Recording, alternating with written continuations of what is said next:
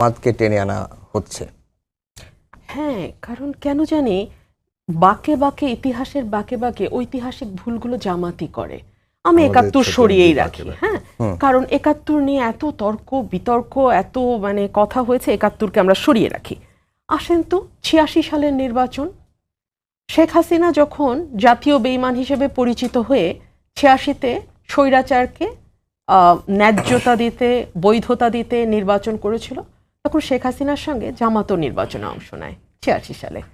আবার ধরুন ৯৪ থেকে ৯৬ জামাত শেখ হাসিনার সঙ্গে বা আওয়ামী লীগের সঙ্গে দুর্বার আন্দোলন গড়ে তোলে এবং বিএনপি সরকারকে বাধ্য করে ১২ই ফেব্রুয়ারির একটা নির্বাচন করতে, যাতে সংবিধানে তত্ত্বাবধায়ক সরকার ব্যবস্থা আনা যায়। আচ্ছা, আমি তো জানতাম যে জামাতের আমির, নায়েবে আমির বা সেক্রেটারি যা বলেন সেটা একেবারেই কর্মী, গ্রামের প্রত্যন্ত লেভেলের কর্মী পর্যন্ত জানে। আমি জানি না, আমার ভাই কি খবরটা দেখেন নাই? ২২শে নভেম্বর ২০২৪ যখন জামাত কোনো দলকে নিষিদ্ধের পক্ষে নয় বলে মন্তব্য করেছেন দলটির সেক্রেটারি জেনারেল মিয়া গোলাম পরওয়ার, এবং এই খবরটি কেবলমাত্র প্রথম আলো, যুগান্তর বা সমকালে এসছে তাই নয়, এটি বাংলাদেশের সকল দৈনিক পত্রিকাগুলোতেই ছাপা হয়েছে। আমি তার যে কোনো একটা থেকে খুলে পড়লাম। আমার ভাই বলেছেন যে গত ১৫ বছর তো জামাত নানানভাবে নিগৃহীত হয়েছে। নিশ্চয়ই নিগৃহীত হয়েছে। বলতে বলতে ভাই একবার এটাও বলে ফেললেন, কেউ কেউ তো সংসদেও গেছে। হ্যাঁ, নিশ্চয়ই তো। এবং যেই নির্বাচনের মধ্যে দিয়ে বিএনপি ২০১৮ সালে সংসদে গিয়েছিল, ওই নির্বাচন কিন্তু জামাত বয়কট করে নাই। জামাতও ধানের শীষে ভোট করেছিল। এখন দুঃখজনক, দুপুরবেলায় অনেক প্রার্থী বয়কট করেছে, কিন্তু তারা নির্বাচন অ্যাজ সাচ বয়কট করে নাই। তারা ধানের শীষের ছাতার নিচে নির্বাচনে অংশ নিয়েছিল, কিন্তু তারা কোনো আসন পায় নাই।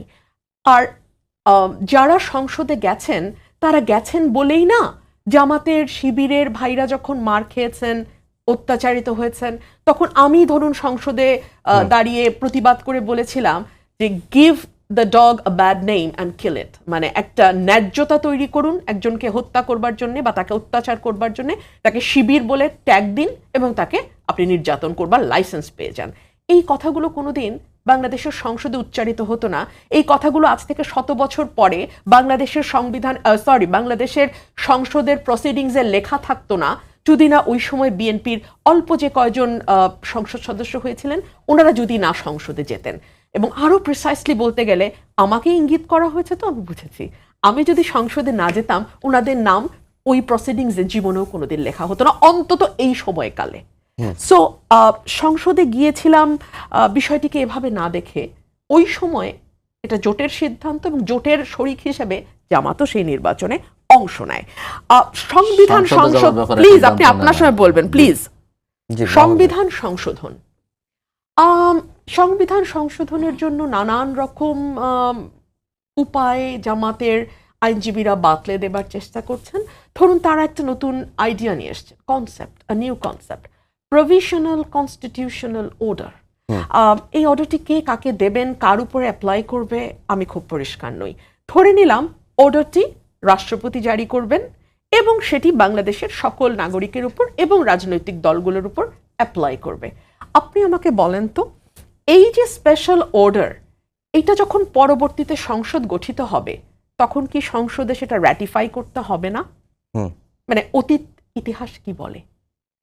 অনেক সময় তারা শহীদ প্রেসিডেন্ট জিয়াউর রহমানের সময়কার অর্ডিন্যান্সের কথা নিয়ে আসেন, তার সময়ে জারি হওয়া অর্ডারের কথা বলেন, কিন্তু সেই স্পেশাল অর্ডারও 5th অ্যামেন্ডমেন্টের মধ্যে দিয়ে র্যাটিফাই হতে হয়েছে সংসদে, না হলে সেই অর্ডারের কোনো কার্যকারিতা থাকে। সো আজকে আপনি যেটাকে স্পেশাল অর্ডার বলে কনস্টিটিউশন অ্যামেন্ডের কথা বলছেন, সেটাই যদি পরবর্তীতে যেই দল বা যেই দলগুলো মিলে বা যেই জোট 2/3 মেজরিটি পাবে, কিংবা 2/3 মেজরিটি না হলে সিঙ্গল মেজরিটি নিয়ে গিয়ে অন্য দলের সঙ্গে 2/3 মেজরিটি করবে, সেই দলটি যদি না চায় বা সেই দলগুলো যদি না চায়, বা আরো প্রিসাইসলি বলতে গেলে বাংলাদেশে যারা আগামী সংসদ নির্বাচনে নির্বাচিত হয়ে সংসদে যাবে, সেই সদস্যদের 2/3 যদি না চায়, তাহলে এই স্পেশাল কনস্টিটিউশনাল অর্ডার কাজ করবে না। সুতরাং আপনি যে কথাটি বলছেন, সেটার পেছনে তো that has to be backed by law, that has to be backed by constitution, that has to be backed by president.